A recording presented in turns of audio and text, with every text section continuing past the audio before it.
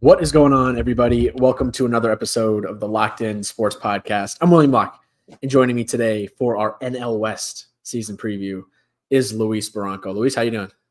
How are you doing? Good. How cold is it? I heard it's cold. I heard it's cold up there. That's good. Always talking about the weather. Always. Well, it's always a great icebreaker. How's your week We going? don't need How's the weather? icebreakers. We don't need icebreakers. It's do need 55. We went on a nice walk after work.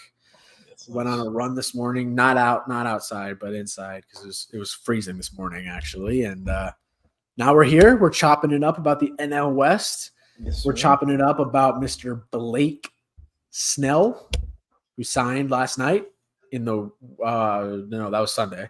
No, it was last night because Oh, it was last night during the because Bachelor. literally I texted you at like 12 o'clock. No, it was last night like at 12.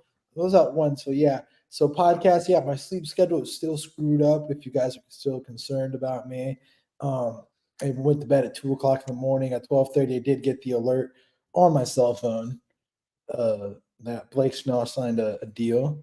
And honestly, that kind of kept me up at night, you know?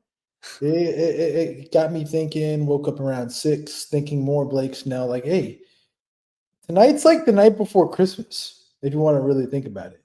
Or like, Yeah. I don't know, today's more like it's not the night before Christmas or the night before Hanukkah. It's more like Thanksgiving. Let's put it that way. Yeah. So Why? Because we got Korea series tomorrow at 5 a.m. my time. Yeah, 6 a.m. 3 a.m. if you're on the West Coast, if you're a Dodgers or Padres fan, so pretty early. But I don't know. What are your thoughts on them playing that series in Korea? I think it's good for the game. Obviously, get over to a big market. There's a lot of big baseball fans in Korea and Japan on that part of or in that part of the world. Not ideal for the fans in America, I guess, because it's kind of hard to watch. But I mean, it's 2 games, But everybody does it. Every sport does some sort of Korea and North Europe game. Like NBA does the Mexico City game. They've put a G League team out there.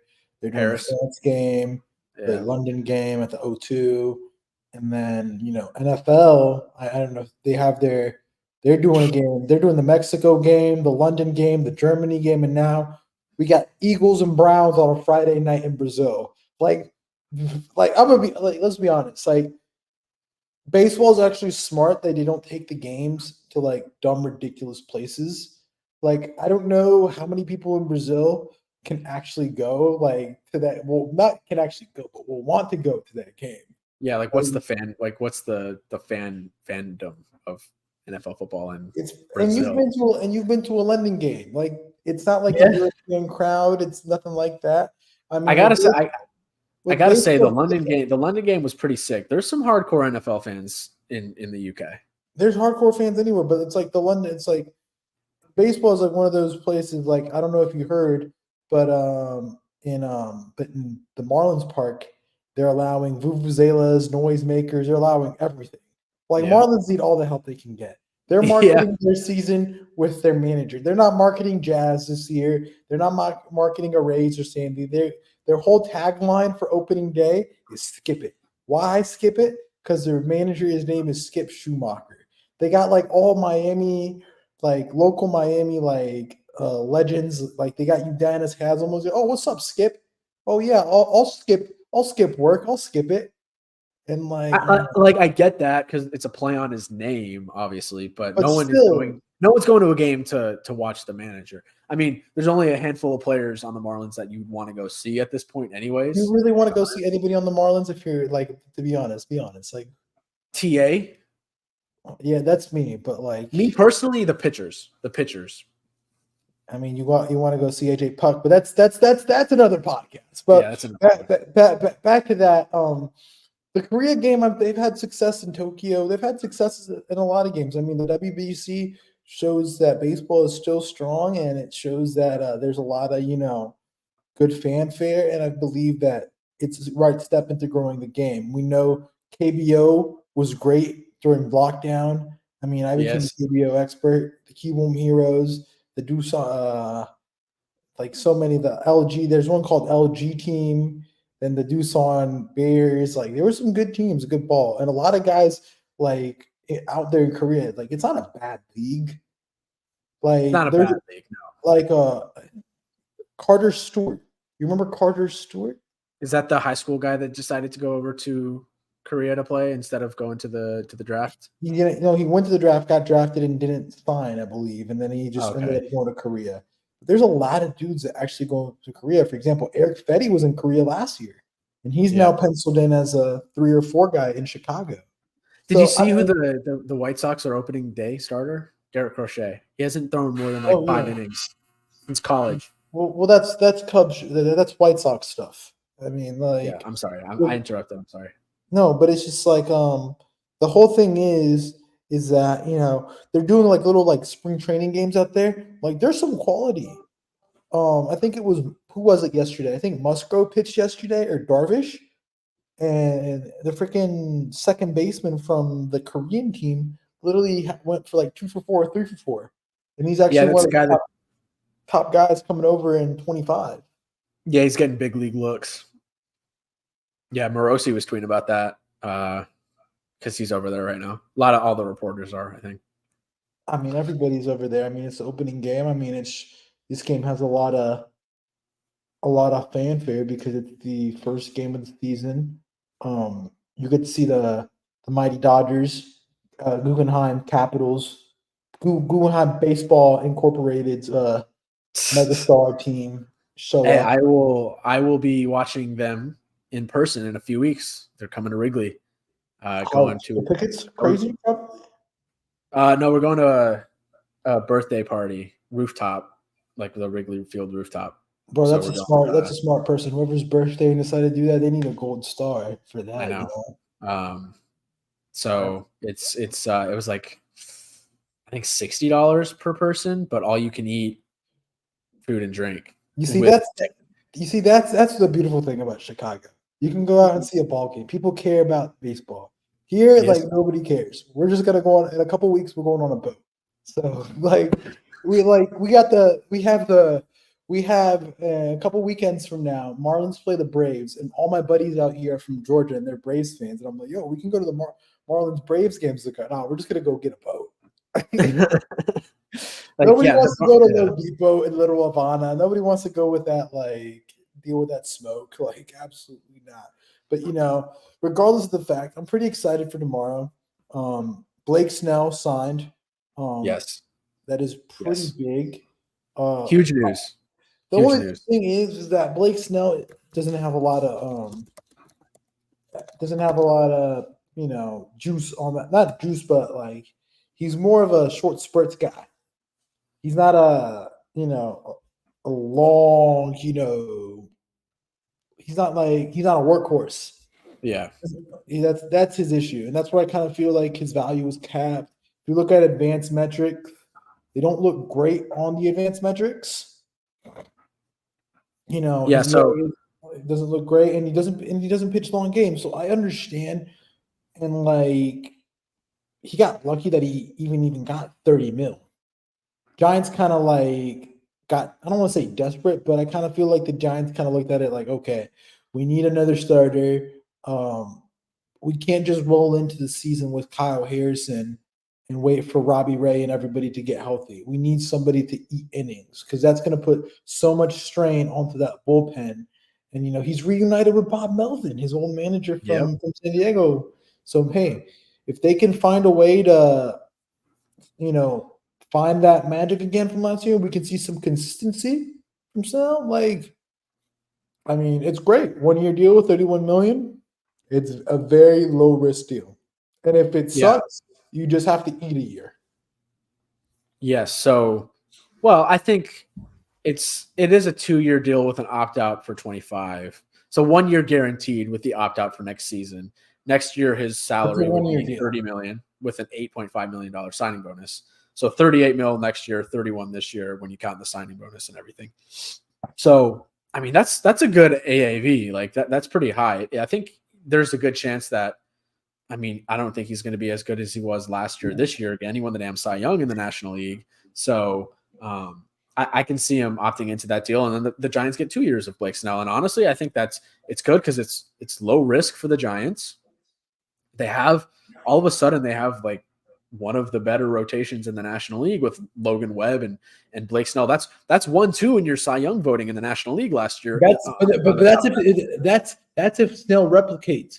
That's the problem. Yeah. Snell's been spotty. That's why people haven't spent the money, because they don't know if he can actually like be consistent like that. Yeah, he's an every other year kind of guy. He has won a Cy Young in both leagues. Yeah, but I mean that's what's gonna hang on, you know.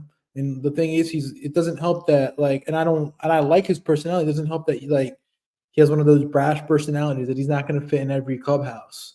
So that's kind of like, oh yeah, that's kind of like a big red flag for some teams. You don't want to like do that. And I kind of feel like that's why it kind of made sense with the Giants, that it's a Bob Melvin. He knows him, and it's late. We're a week away from the season. Yeah.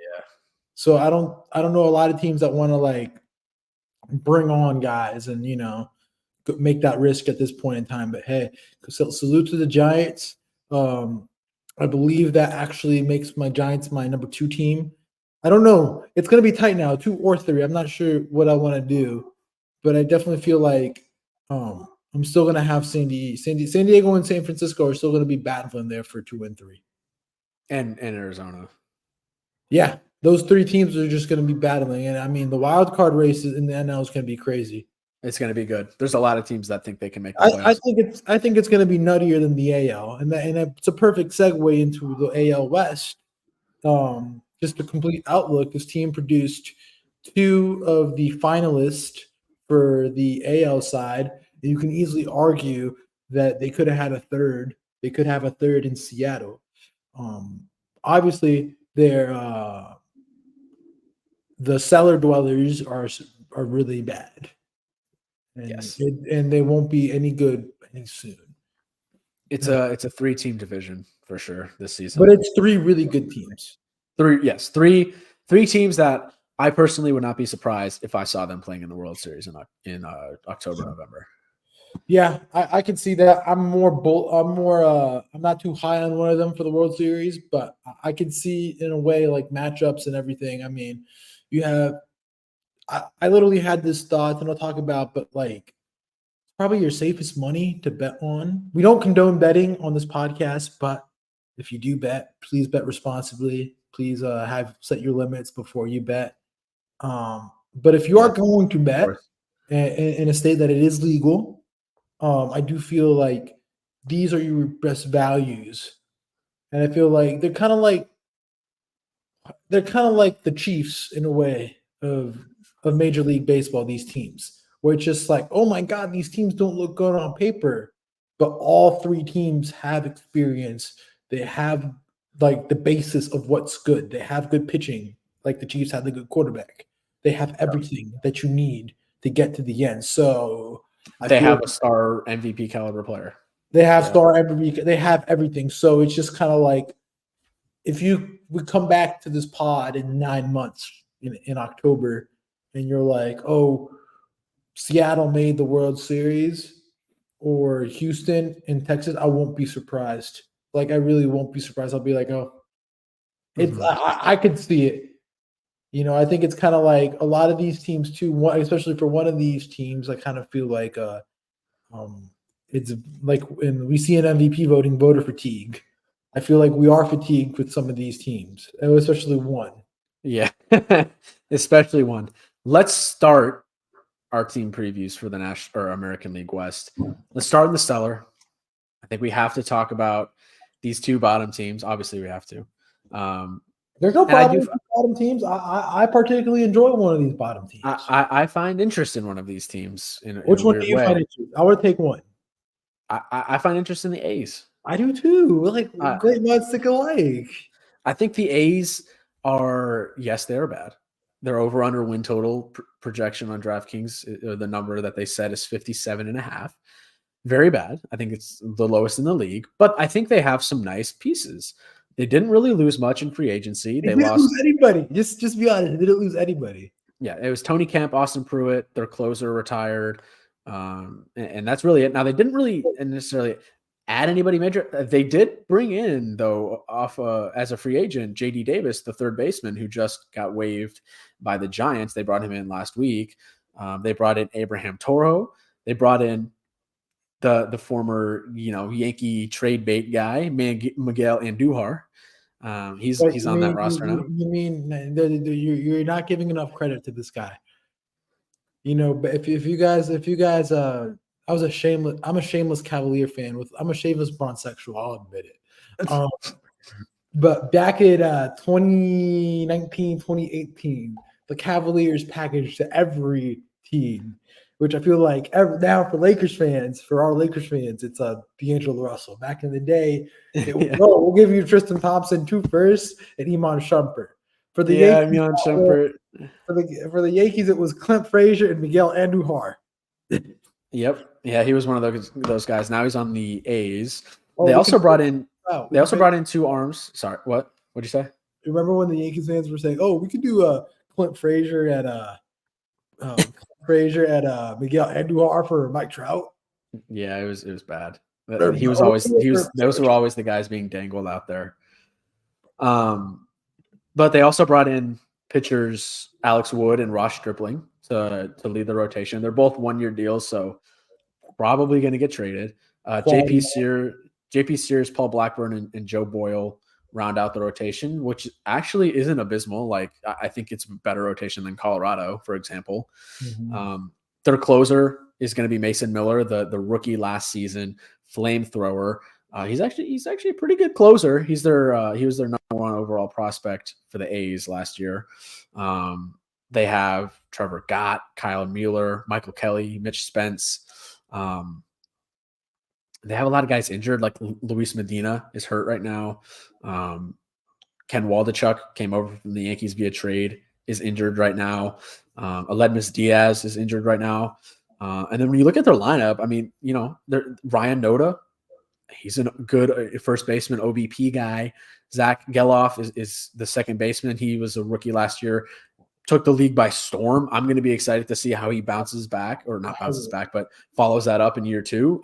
He's kind of one of those guys around the baseball community, kind of the diehard fans that we're looking at to see what he can do. And maybe he could actually be a guy for Oakland, maybe he could be one of these next generation guys when they go over to Vegas. Brent Rooker, coming off that big home run season last year, was an all-star. Seth Brown, JD Davis, JJ Bleday, my guy, Vanderbilt product, former, top 3 overall pick with the Marlins. Shea Langoliers, Esterio Ruiz, who I drafted in fantasy on Sunday night, going to have 60 stolen bases. Congratulations! You have your token stolen base guy. You see, this is your defense league team. I feel like you would have. Oh yeah. Yes. Because you've been defending JJ Bleday since he's been drafted. It's like, this JJ Bleday guy, I watch him and I'm like, I will never sell my JJ Bleday stocks. Never. Yeah. When you look there's no point at this point. They basically have the whole Frankie Montas trade on the IL right now. Yeah. And that's what it is. And then they got the Matt Olson trade guys that are nowhere to be found except for 1 or 2. Yeah, it is kind of wild how they made all of those trades. Matt Olson, Chapman, Sean Murphy, and I forgot they were all traded to Atlanta. Atlanta literally fleeced them. And they didn't really get much in return. Yeah. Or Oakland has helped build this current Braves core. Well, I mean, the whole thing about the Braves is that not the Braves, but it's like in baseball, like we see these top 100 lists and we see these lists that say, "Oh, this guy's a top 10 prospect." But at the end of the day, every team, it's like when you go out and you're finding a partner, beauty's in the eye of the beholder. So for one person, that prospect is incredible. For another person, that prospect just doesn't tickle his pickle. So and that is true. Like you'll have lists. Adele Amador from the Rockies is the first name that comes to mind. Like MLB Pipeline has him in the top 30, and Keith Law doesn't even have him on his list.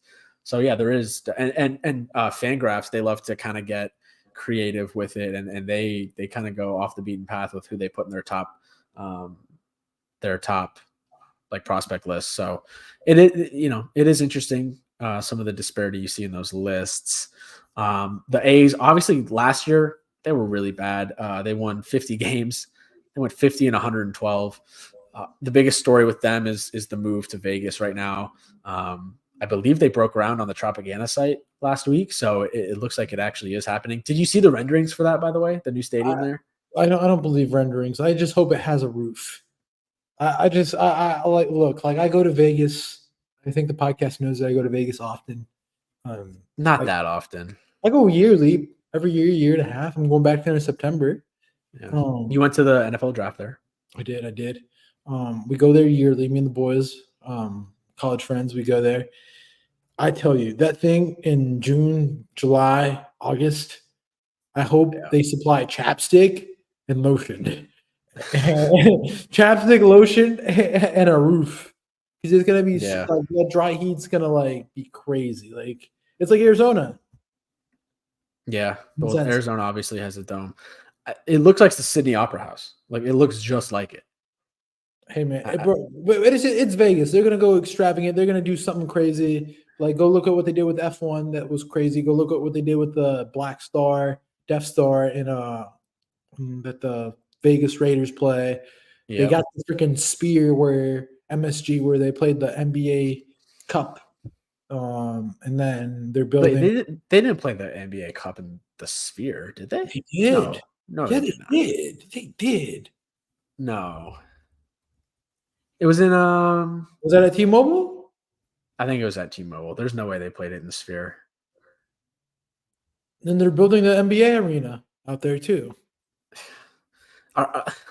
No, I just don't know how I feel. I don't know how I feel about like Vegas getting all of these sports teams because tourism. I know, but there's no real. Yes, there are people that live in Las Vegas, but there's no like. They're not. That's not going to be the majority of their fan base. The majority of their fan base or whatever type of fan base you have is going to be tourists.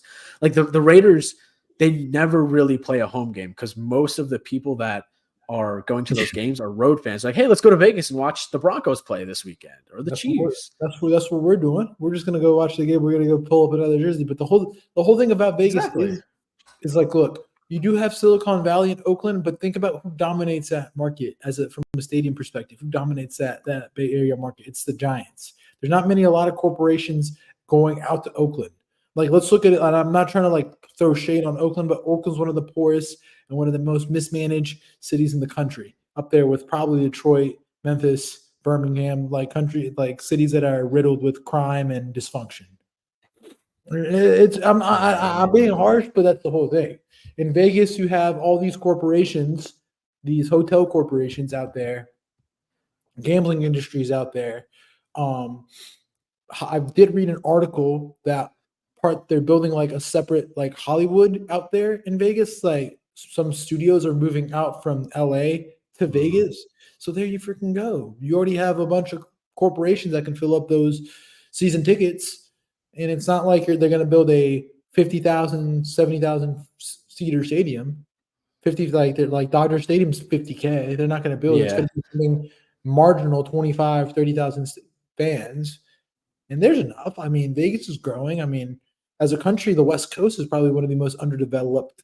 Not underdeveloped in that way, but underdeveloped in like compared to the East Coast. And the East Coast, like population wise, population, they got a bunch of gaps. Like go look at Denver. You've been to Denver. Denver, like the freaking airport's an hour out. Well, yeah, I mean, I think like there's like geographic reasons for that though, like mountains and but there's still places, but you can still grow. That's what I'm saying. Yeah, and I think Vegas is like a lot of the West Coast. These cities are in places that aren't meant to be, inhabited. Like Phoenix is a desert. LA is a desert. Las Vegas is a desert. Humans aren't meant to be there. But really, since like, the invention of air conditioning, the populations in these cities have boomed. Same thing with the South. Like a lot of people, the South wasn't as populated as it was before air conditioning. You know what I'm saying? Like go look at a map of like population density in the United States before air conditioning and after. And you see these random cities pop up. We're getting way off. We'll put it on the IG, the pod. Yeah, we're getting the whole thing about it is is I'll just be honest. Look, the A's from the bottom, they got a bunch of dudes. Like this is the team you're watching to see who you can get your utility bat from. Like Yeah. JD Davis, Seth Brown, Brent Rooker. Like, let's put it this way. Nobody is safe on the A's. I hope nobody has a house in Oakland or in San Francisco. I hope they all have a bag packed, ready to go. Because if you start playing well, the A's are probably going to flip you for 2 or 3 prospects, and it's just going to be a motion. Because I just feel like, from a team perspective, they're not in a place right now they're not thinking about next year or the year after. They're probably thinking about when they open their new facility to be in contention or be in some sort of like to compete. And for now, they're just kind of like in a holding pattern. They're just kind of seeing like, what's up. So they acquired 17 out of their they acquired 24 plus 6. They caught 30 guys off their 40 man were not homegrown. They only have 10 homegrown prospects. Yeah. And that's crazy. And I mean, a lot of the guys haven't played well. Like Kyle Mueller, Mueller, like he pitched that one in Yankee Stadium, and I felt bad for the guy because the manager didn't pull him. He had the bases loaded like 7 runs back in June. Like he has stuff, but it's just like it's tough. It's difficult. Yeah. So, anyways, the number, because we spent a lot of time on the A's, 57.5. They won 50 last year. I think this is the most we're ever going to speak about the A's this whole season. I think the A's got their 10 minutes of fame. Like we've given like whatever. Yeah, probably. I mean, I don't think they can get worse, but I don't know if they're 57 games good. That's the whole. Yeah, have to be 58 for the over. Yeah, and there's no, they got nobody in the pipeline coming down. Their whole prospect system is as dry as the Vegas desert. Mm-hmm. So that's also true. I'm taking under. Like you're not a Bryce. What is it? Bryce Wilson, the shortstop from Grand Canyon they drafted. Yeah, no, I'm not. I'm going over. I'm going over. I think they're going to get better. I mean, 50 wins last year is so bad. It was bad, but they had like a blue Brent Rooker holding them up for like a month. I mean, I think months. Yeah, I don't know. I don't really have much of an explanation. I just think they can win 59 games, which is still a horrible season. And I think they got better. I do think they got slightly better. So give me the over on the A's. And I'm just gonna say this: you are a poverty team when you block comments on your Instagram. Yes, announcing your starter, and they block responses on their Twitter as well. I mean, sell the team. Sell the team, yeah. What do you want? What do you want at the A's? Come on. What would be a successful season in your book for the A's? Other than wins. I don't think wins are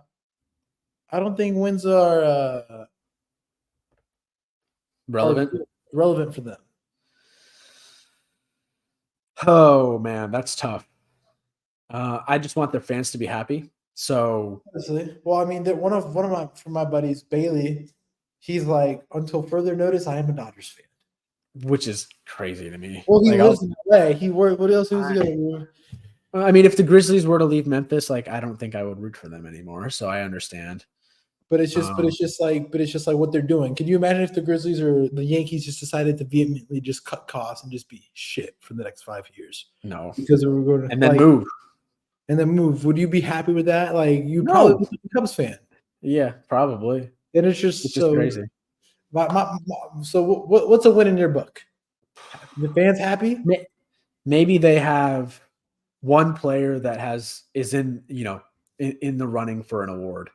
Maybe like somehow, some way. Which even that I just don't think that's going to happen. Like I just don't think that's a win for them. I think that they have to find something in their minor league system. Just have somebody out of the blue, just like hit rocket fire, like a Keno back a couple of years ago with the Reds.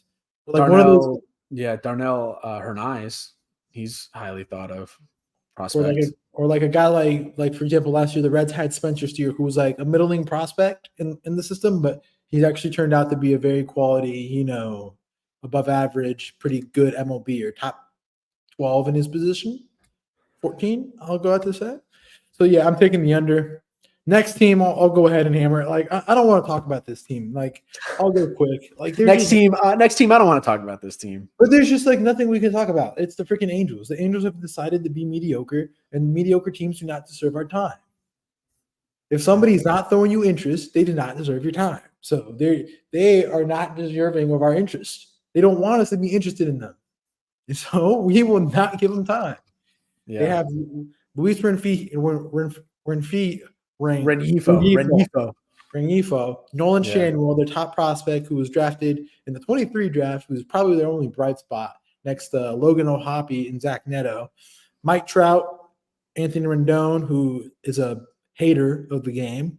Yes. Taylor Ward, it's true. Raymond Drury, Mickey Moniak, ex-top prospect from Philadelphia. And on the bench, Joe Adell, Aaron Hicks, Ari Adriaza, and Matt Thaiss is the backup catcher. Their pitching rotation is actually not that bad. I feel like you can actually if you're a contending team, you can find a 2-3 guy or 3-4 guy for your playoff rotation. Then Patrick Sandoval, Griffin Canning, Reed Detmers, Tyler Anderson, who has a bunch of money owed to him, and Chase Leaf. Then in the bullpen, Carlos Estevez, Matt Moore, ex-starter, Luis Garcia, Adam Simber. That's pretty much it of note. Jose Suarez. I mean, let's just be honest. Their season's just going to be like, we know they're going to be garbage. I love their manager and Ron Washington. I feel like Ron Washington is one of those guys that everybody in baseball loves. Yeah. It's such a shame that he took this job, but I kind of feel like, you got to run an opportunity and make the most out of your opportunity. And it's just like he got his opportunity and he's going to try to do the best with this. But I kind of feel like the season hinges on what happens with Trout. If Trout continues the downward spiral, I don't want to say the word, but they're screwed. He's got to stay healthy. I think that's the biggest thing with him this season. He's owed obviously a ton of money. He's been hurt. He's been banged up, and he's got to stay on the field. I'm telling you, Philadelphia, pick up the phone, man. He loves being in right across the street in October. So hey, I feel like that's a match made in heaven. They need a center fielder. Like the whole point about it is the Angels, they got some pieces that I feel like contending teams could actually get from. The problem is their ownership and their ownership meddles a lot in their decision making, and it kind of dictates of what they do.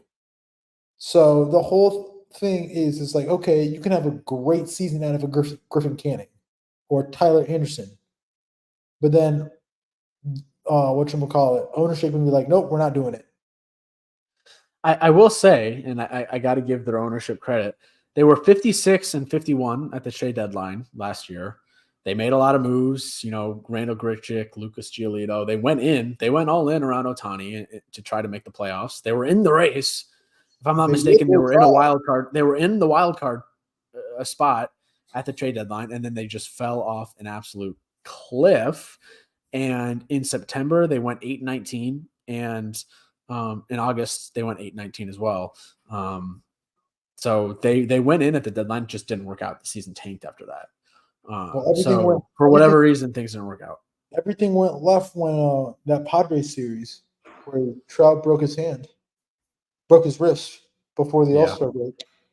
And I kind of felt like that kind of dictated what happened. And so the whole thing is like, we'll see what ownership decides to do. Ownership's going to decide the season. It's sad because the pitching won't decide, not the pitching, but the players aren't going to decide what happens with the season. The players can play their hearts out, but then ownership is just going to come in and do whatever they want. Yeah, I think Carlos Estevez, their closer, he's a free agent, so I think he's going to be a name that's probably targeted at the deadline. Brendan Drury is a free agent. Matt Moore, another UFA. Adam Simber, Jose Cisnero, another free agent. Those are all guys, like relievers are always targeted at the deadline. Those are probably all guys that are going to get shopped. And then like you said, the big name is Trout. Like he came out and said, this is the first time he really spoke on it and said anything publicly. We talked about it on the podcast. He was talking about how he's he wants to win there, which I think it means more. Like if you actually won in Los Angeles, I can understand that. But he said he wants to see ownership go out and actually make some moves and try to make the team better. What did they do after he said that? It was early spring training. They didn't do anything. They missed out on Snow. They missed out on Chapman. They didn't even put a money for Snell or Chapman. Yeah. Because when it came down to Snell, it was between Houston, New York, and and Giants. And by process of elimination, New York was like, all right, you're not going to take our 8-year, 162 deal. All right, we'll just go give it to Stroman. We're out of the deal. And then Houston was like, all right, we'll give you, but we aren't going to go over 30. Yeah. And Rendon's under contract for 3 more years, making $38 million, and he doesn't even like baseball. He's not leaving. Oh, no. I don't blame the guy, man. Collect your bag, man. May just have to call 911 and report a robbery out there in Orange County, California in Angel Stadium. But, hey, man, do what you got to do. Set your family forth for generational wealth. Go ahead. Yeah. But that's just not something you say publicly, because then that kind of rubs your organization, the fans, and your teammates the wrong way. Like, how would you feel if your teammate said, I don't care? Like, if somebody in your baseball team – I know it's happened before with me playing in high school. It's like, I don't care. I'm like, how can you not care? Right. If you don't care, go like, just don't play. Yeah. I'd rather play – and I'm not saying this is a mean way, but I'd rather go play with somebody that cares and is less skilled – but cares. Yeah, totally. Trout's still under contract through 2030, making $35 million a year. So he's owed quite a lot of money. The number for the Angels is 72.5. Under. Okay. They won 73 last year. And that's with Ohtani. And they lost Ohtani, the best player in the game. Ohtani. So how many Ohtani starts he got last year? He tore his UCL. I can like in check August. For you. It was later in the year. Standard pitching. He pitched 23 starts, 132 innings last year for the. So that's 23. Should have equated to 23, close to 23 wins. Let's say they only got 16 wins out of that. 16, 17 wins. Yeah, he won 10 games like as the starter. I don't know how many games he won when he was pitching. But yeah, that's 10 games directly that when he was pitching, he got the win. So you're telling me they got better? Like there's no way. So that's without hitting Ohtani as well. We forget Ohtani's a hitter too, Yeah. They were 5th in MLB in home runs last year, and like all of that was because of Ohtani. So we're both under on the Angels. Let's move into let me ask you a couple questions before we close out the cellar dwellers of the division. Yes. I'm gonna ask you, which team's more watchable to you, Angels or A's? It might sound crazy, but it's 10 o'clock at night. It's 10 o'clock at night in Chicago. It's Thursday. You're off work the next day. You got a nice Corona in your hand. And, you want to watch some ball. The Yankees let you down, and you want to watch some ball. Yeah. Might sound crazy. I think the A's. I wouldn't mind the A's. I think the A's are just going to be like, cool. Like, they'll actually try. So, unlike Tropicana, which I hate watching games in, I enjoy watching games at the Coliseum. Bro, we got to go to the Oco. I know. Before it's done. So I know we should just road trip on Route 66 all the way to Oka.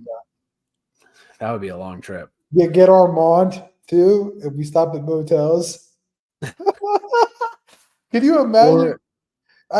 Let's say we would leave on a Thursday for a Sunday game. We would never make it because Armand would be asleep or in the shower. Yeah, we get there at the 9th inning of the game.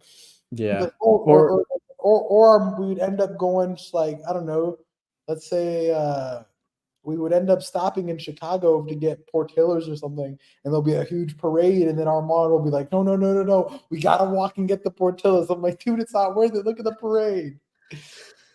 Inside joke. But Well, yeah, the backstory about it is we don't need to tell the whole story it's because we're quick. already It's 40 quick. minutes It's into quick. this. It's quick, bro. It's All quick. right. It was Sunday. Williams' flight was at 7 o'clock back to Chicago 2 weeks ago. And so Armand has preached on this trip that he wanted to get ethnic cuisine, and so he was like, "All right, we'll get a Cuban sandwich." William likes this place. William loved the croquetas, which is like a potato fritter. And we're like, all right, we'll go get it. We'll eat, and then we'll go to the airport, pick up the bags, and go to the airport. So we end up driving to this place, and it is literally a festival, like a little festival. The streets are closed, cops are closed. They're paying $60 for parking out in residential areas. It's like Wrigley in September when the Cubs are in contention. And then we tell Armand, it's like, hey, bro, it's not worth it. Let's just go grab some pizza at a local spot that I know. It's pretty damn good. I know the Beckhams have a pizza there. Like, I think you'd enjoy it. And he's like, no, dude. Let me call. They don't pick up. And he's like, call again twice. And then Armand's like, no, I'm going to go walk to this place. And I'm like, Armand, this is so stupid. There, and then he's like, William, can you come with me? And William's like, all right, cool. Lo and behold, Tweedledee and Tweedledum out there going into the middle of the Latin Festival, which I found out it was 8th Street Latino Festival, and they had a concert there.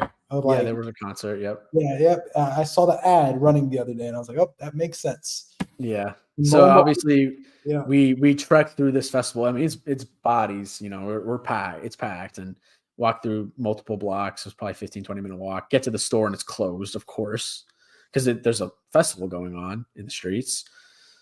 Yeah, and then that's what I'm saying. We were all kind of in bad moods after that.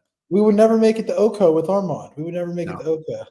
No. Okay. Let's go. Let's move on. We just need to get Armand on the fly there, and we'll pick him up. I feel like that. Yeah.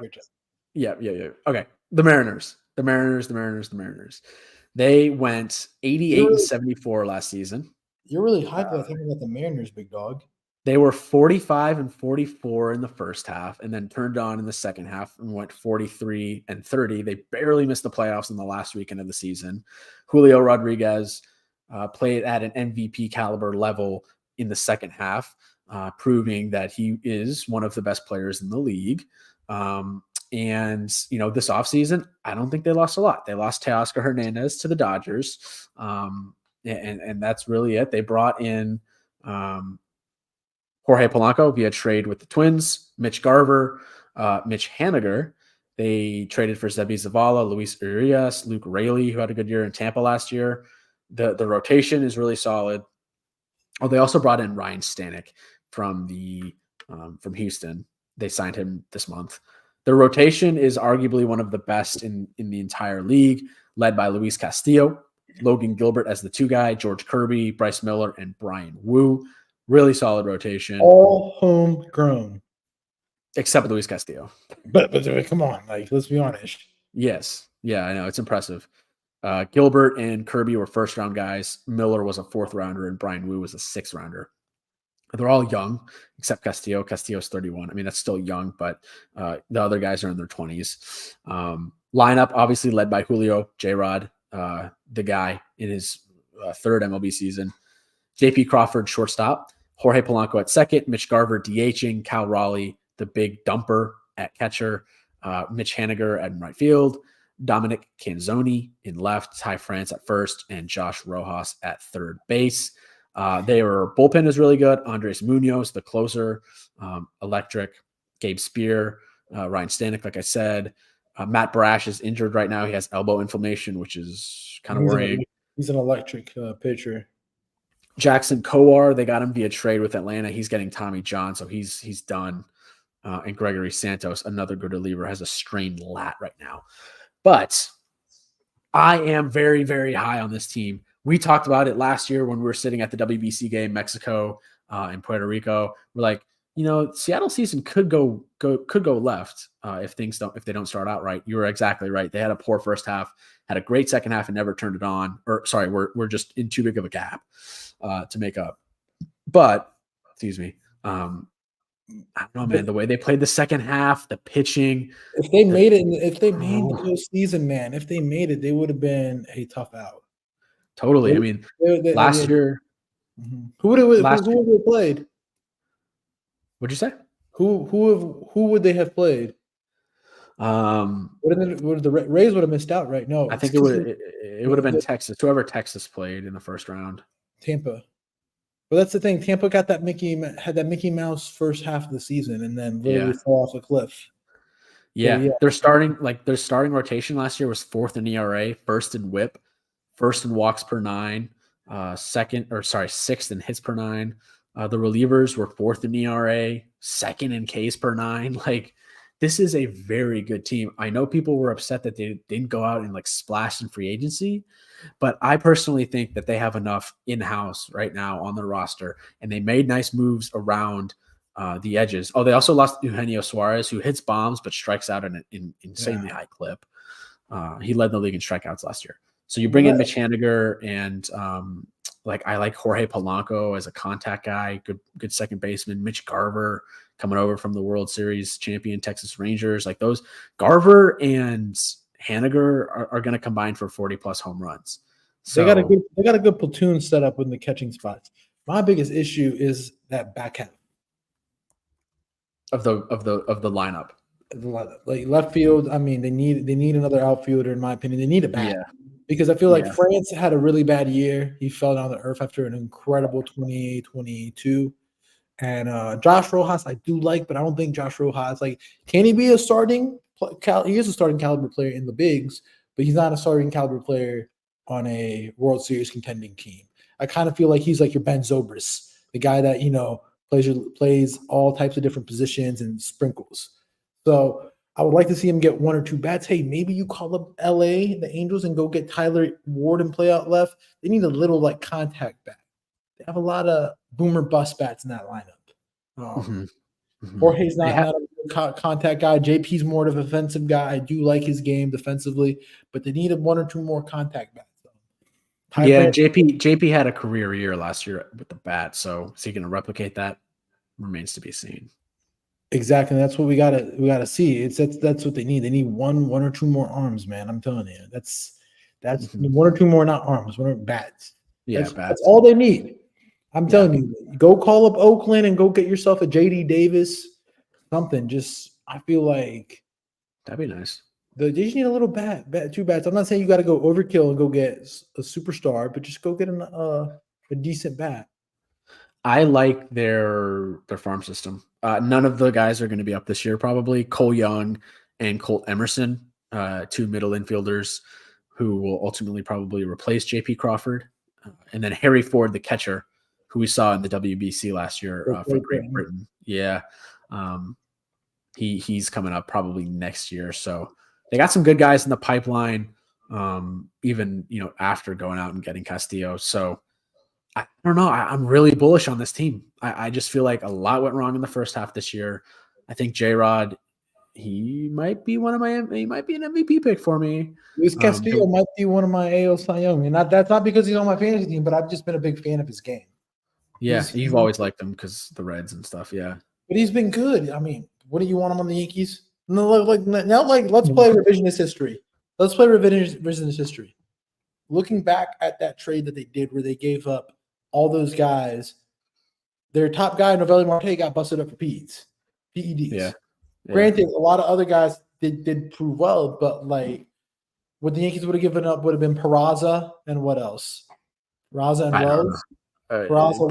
They would have asked for the Martian, I think. No, the Martian. I remember that they were only going to give one of Peraza, Dominguez, and Volpe. And Volpe's been next Jeter in the sense that he's going to be the next shortstop for 10 years. I hope. So, looking back at it, I kind of feel like that was a great trade for Seattle. They really know their system well. It benefited both sides. And they were really trying to get to break that playoff drought, and they did that year in 22. So I think I have a feeling they had a really good 22, made the playoffs, beat the Blue Jays, and then lost to the Mariners or to the Astros. And they had a disappointing year last year. I think they're going to bounce back really strong this year. Their number is 87.5. I'm on the over. I think this is a 90-win team. I can see it. I just feel like they need a batter too. That's my biggest thing, a batter too. And I feel like that's simple. That's simple. And I kind of feel like they were a young team that played with house money 2 years ago, and they kind of got too big for themselves, and they came up and stumbled to the gates. Yes. Yeah. So what are you? I think the over. I think they were one of the classes of the major league. I think they would have win. I think they would win the AL East. I can go out and say they're better than the Blue Jays. They're better than the Yankees, and I feel like they'll give Baltimore a good a good run. Okay. They're up there. They have Okay. one, if not the best rotation in the game right now. Yeah, it's scary. It's deep. They have the frontline Cy Young guy, like the Yankees did before the Cole injury, and like the They have two Orioles Cy Young have guys. now. 2 or 3 Yeah, Cy and, Young and, guys. and they're deep, man. So, I like that pick. I think I'm over as well. We're both bullish on the Mariners. You want to move over to the World Series champion Texas Rangers? You can go ahead and take them. All right, the Rangers, they won 90 games last year, went 90-72. Obviously won the World Series. They their number is 88.5 right now, and I believe you can get that at plus money, the over right now. So they lost Jordan Montgomery. Well, not officially, but probably lost Jordan Montgomery. Who knows? Maybe it's an opt-out 1 year for deferred Yeah. payments for the next 30 years for Jordan Montgomery. Yeah. They lost Mitch Garver, Aroldis Chapman, Chris Stratton, Will Smith, Travis Jankowski, Austin Hedges, Martin Perez, Robbie Grossman, Brad Miller, Sandy Leon. They lost a lot this offseason. Now their lineup is loaded. They finished second in average last year, third in homers, third in OBP, third in OPS as a team. Their lineup is loaded. I mean, Marcus Semien, Evan Carter, Wyatt Langford's going to be there, Adolis Garcia, Jonah Heim, Josh Jung, Jared Walsh, Leody Taveras, Ezekiel Duran. They're loaded with their and Corey Seager's hurt right now, and Nathaniel Lowe as well. With their surge farm system as well.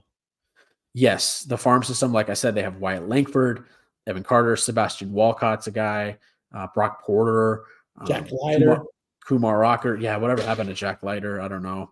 They got a lot of hurt guys. DeGrom's on the IL. I don't. So are we seeing DeGrom this season? They're saying mid-season for him, like around the All-Star break. But he got Tommy John early. He got Tommy John in June last year. Tyler Malley's out. Max Scherzer's out. None of those guys are going to be back till the mid-season mark, which is why they were in on Dylan Cease and they didn't get him. I mean, if you look at the rotation for what's going to be the first half of the season, it's Nathan Eovaldi, John Gray, Andrew Heaney, Dane Dunning, and Cody Bradford.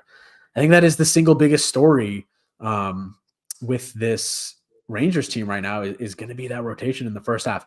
The lineup is probably the best in the American League, but the rotation is bottom half of the American League. Well, you see, it all comes down to Eovaldi and Gray and Heaney. Those are the three guys. I feel like if you're going 3 out of 5, maybe you sprinkle in 4 out of 7 too. I don't know. It's just like their pens also. Like, look. Yeah, it's okay. It's okay. It's just gonna be the pitching. It's like Texas is gonna be that team you watch on League Pass that you're gonna put. They're gonna be like those old Warriors teams that put up 100 but lose by 101. Yeah, that's how they're gonna be. And if they don't come out of the gates like they did last year, that's gonna be a real problem. If they don't hit for like bananas like they were doing, like Corey Seager was like and hitting absurd. He was one of the guys that benefited off the shift. If he's not hitting out of the park, like there's gonna be some clear issues with that team.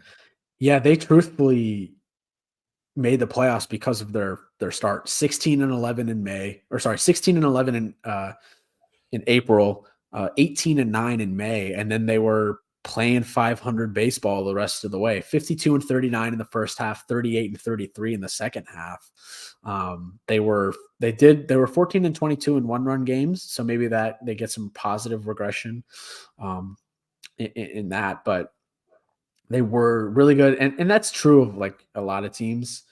Like they'll have a few good months, but they started hot and then obviously finished hot, winning the World Series. But I have significant concern about this rotation in the first half, and I think there's a reason they were in on Cease. I think they're going to be active in trying to get Montgomery hopefully back. They're one of these teams that is blaming the RSNs for their lack of activity this offseason. I don't know how much to believe. Their pen, like you said, it's okay. Jose Leclerc is the closer. They brought in David Robertson as a free agent signing, which I like. No Kirby Chapman. Yates, they brought him in. No Chapman. But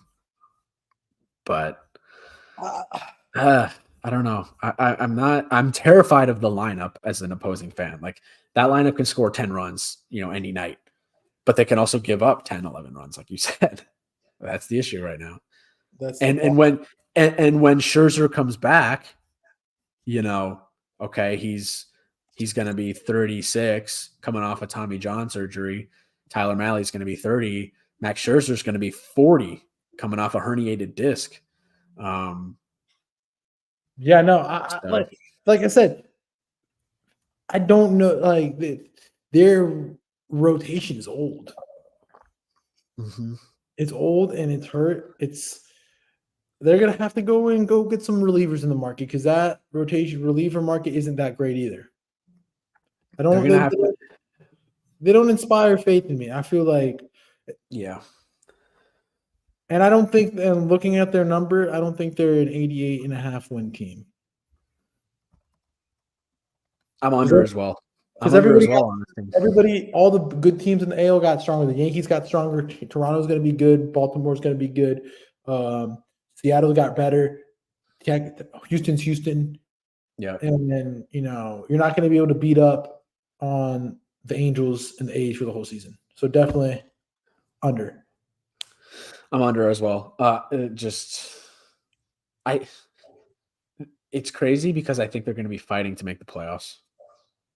And I can't tell you the last team to win the World Series and miss the playoffs last year or miss the playoffs, but I believe it's been like 10 years since that's happened.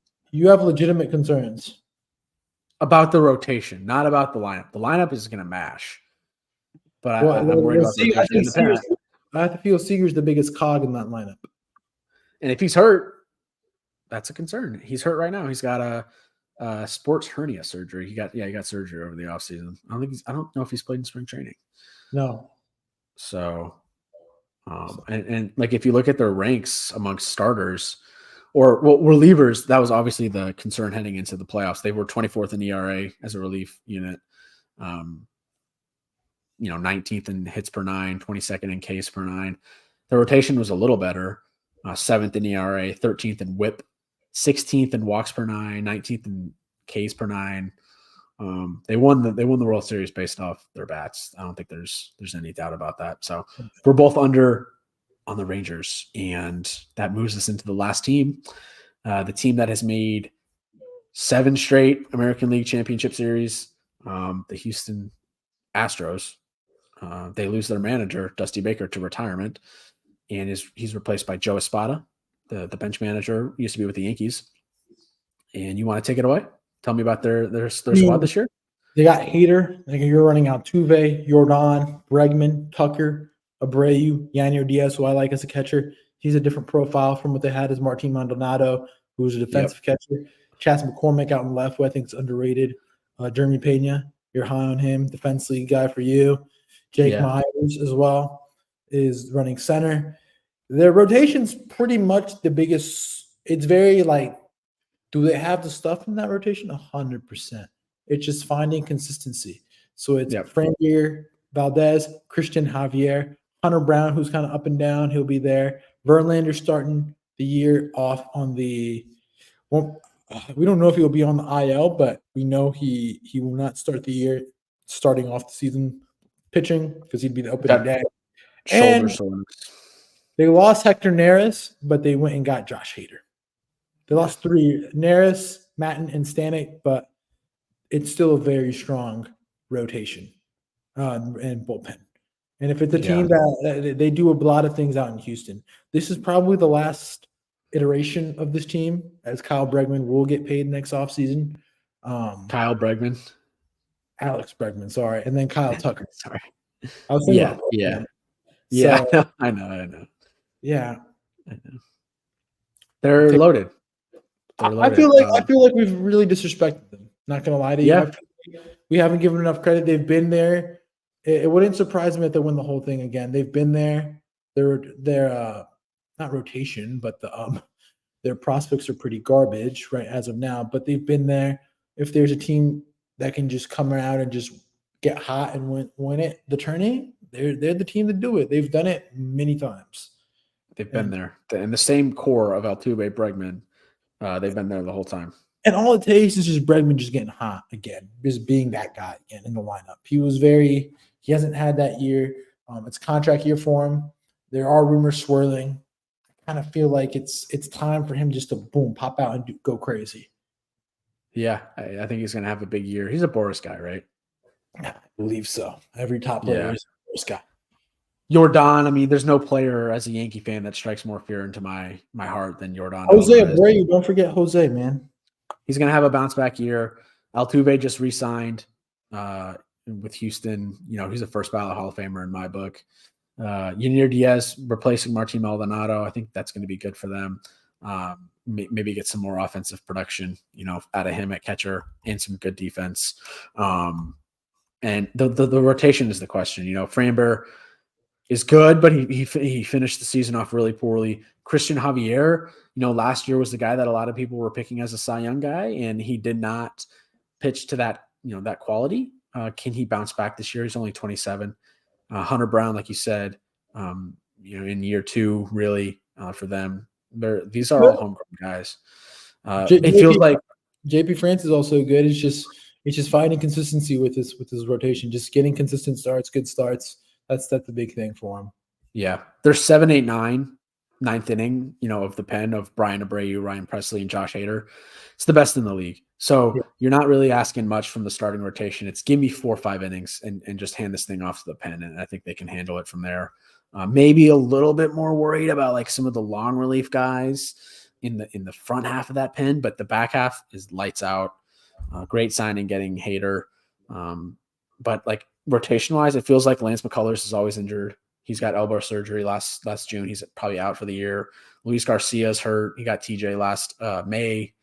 Urquidy is hurt. He's got a strained forearm right now, but hope to see him back in the rotation. Then Verlander starting out the year on the IL. If they get all those guys back healthy, like Urquidy and Verlander, maybe McCullers. Whew, I mean, yeah, it's the best team in the American League, to be honest. Yeah. I see it as well. I feel like we've really not given them enough credit. So they're. I mean, they just sorry. They just do it every single year. It's fatigue. They're 93.5. I'm hammering the 93.5 over. They have it. Yeah.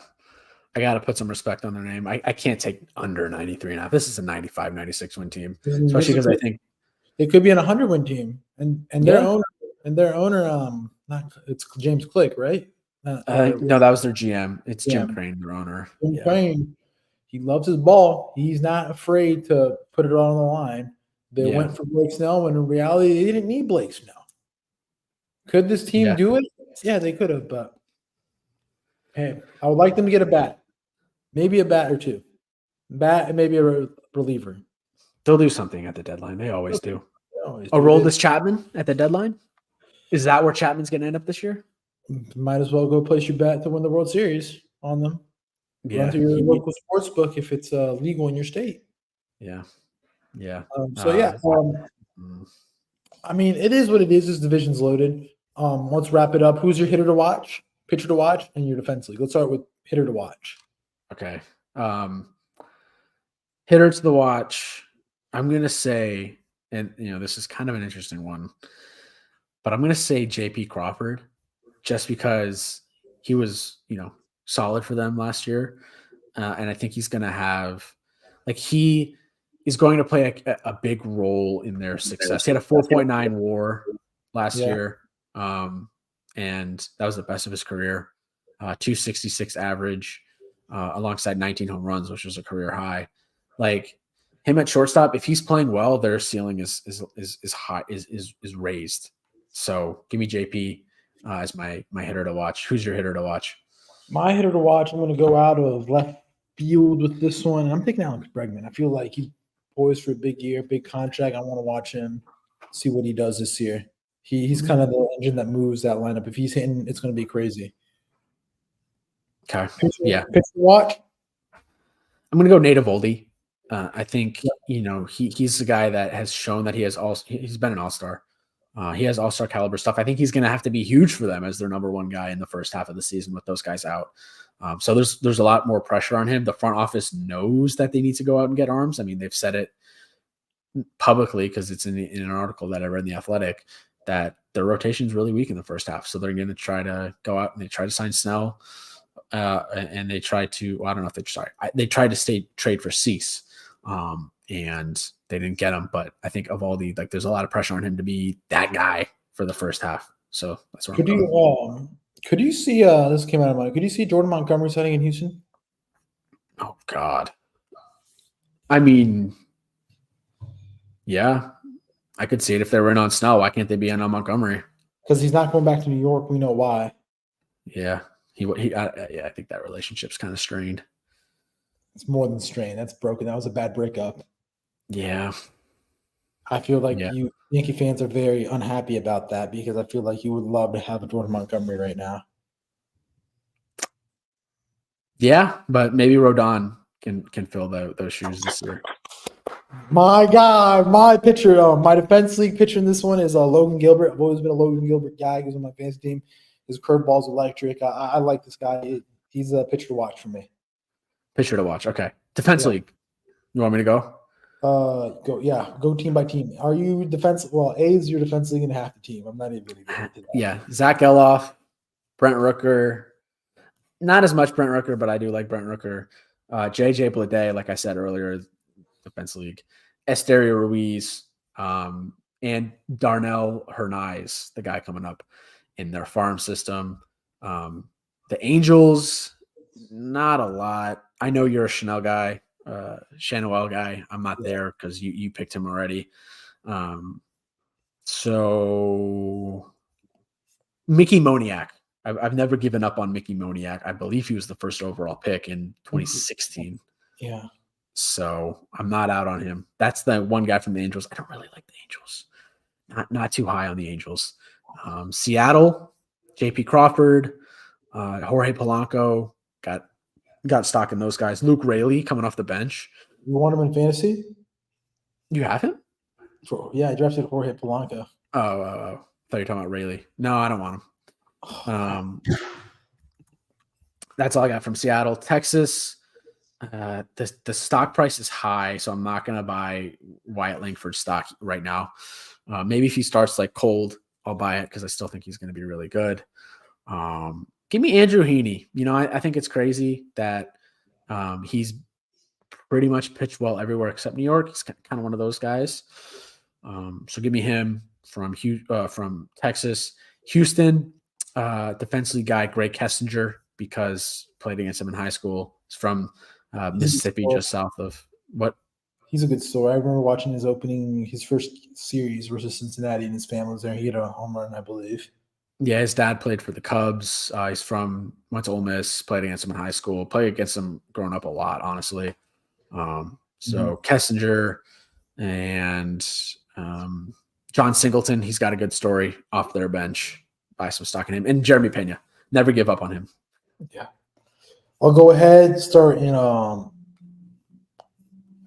Oakland. I want Geloff stock also. Okay, fair. I want Ruiz stock. I've always had Ruiz stock. Angels, I'm only buying Chanuel shares. The only guy I want shares on that team. Not much to get me going there. Yeah. No. Mariners, I'm taking Andres Munoz. I like him. Matt Brash. That's pretty much it. I want to buy shares into Brian Wu, but I'm not there yet. Maybe mid-season buying shares. Okay. Houston, Christian Javier, give me shares into him. Okay. Yeah, his stock's down. And then that's pretty much it because I'm not buying Josh Jung shares. It's too expensive at this point. I don't have the P's for that right now. Yeah, it's hard to to invest in the Rangers. They just won the World Series. Yeah, it's very hard to invest when the stock's high. You got to wait for them to tank for a little bit, come back, wait for the market to rebound. Yeah. But yeah, any closing remarks? I mean, you ready for tomorrow? We got to go to bed. Yeah, I know. I'm excited for the games tomorrow. I think it's interesting how we disagreed on pretty much every single National League Central team, agreed on most American League Central teams, agreed on most NL West, and now we agreed on most AL West. Because AL West is just garbage. It's very easy to predict. Well, it's stacked. Like the top half is stacked, but the bottom. But I feel like the Central is there's much more ambiguity compared to the last two divisions we did. There's much more ambiguity. It's much more normal what you can see here. There's a clear fifth and a fourth, and then the top three. And I'm gonna say this. I can see if Seattle starts hot enough and Houston doesn't have a good 2-3 weeks, I could see Seattle winning the whole thing. I could see a world where you can see Seattle, Houston, and Texas. You want me to give you You want me to give you the odds for the division? I mean, yeah, well. Let me get them. They're loading. Jeopardy music plays, people. Hope you guys are music. Hope you guys are enjoying. Yeah. Okay. Okay, go. American League West. Astros -110. Rangers +230. Mariners +285. Angels +4,500 and plus 1,000. The Oakland A's are +25,000. Yeah. Bro, you could sprinkle some money in Seattle. You'll see it. Think about it. Seattle's criminally underrated. It just depends on their bats. They need a bat or two. Yeah. And that back out, they need one of those guys to actually boom. So. Yeah. All right, man. What do we got next? AL. We're done with the West. We're done with the Central. So it's time we've moved on out, and now we're coming back to the Eastern Seaboard, to the Atlantic, Yeah, we got the American League East and the American League or the National League East. And then we have a props predictions episode as well. So to keep it locked in, follow us on Twitter /X, Instagram, YouTube. Thank you for everybody who's watching this live. Make sure you follow us on Spotify, slap a like, on whatever social media. Make sure you you share it with your buddies or whatever, and keep it going. I mean, we got more and more content coming. Very excited for the season. We'll be up at 6 a.m. tweeting, probably up, having chats, watching. Who's even the predicted lineup tomorrow? Do it, Darvish? Yes, the rotation is out. I believe it's Darvish versus Glass now, and then Musgrove versus Yamamoto on. Oh yes. Yes, I'm bringing the picket forks out Thursday morning. I cannot wait. You understand? If Yamamoto gets snelled, she gets shelled. We are holding an emergency 7 a.m. podcast. I picked him in fantasy, so you understand how much smoke William was talking about Yamamoto. He's like, "Oh, you're gonna regret it," and I'm like, "Oh yeah." Even Todd Frazier said on Fair Territory, said it like, "Oh yeah, his fastball is very flat. It has no life to it, and he's a short guy. That he doesn't get that life at the end, that heat at the end, that burst. He's going to be a heavily reliant breaking ball pitcher. Could work.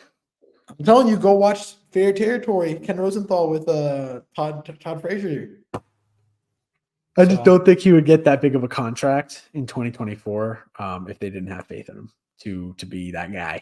Hey, Daisuke got a contract of 6 over 182. There's more data nowadays, though. The scouting is bro. It's not like we had this data 10 years ago. There's more data now.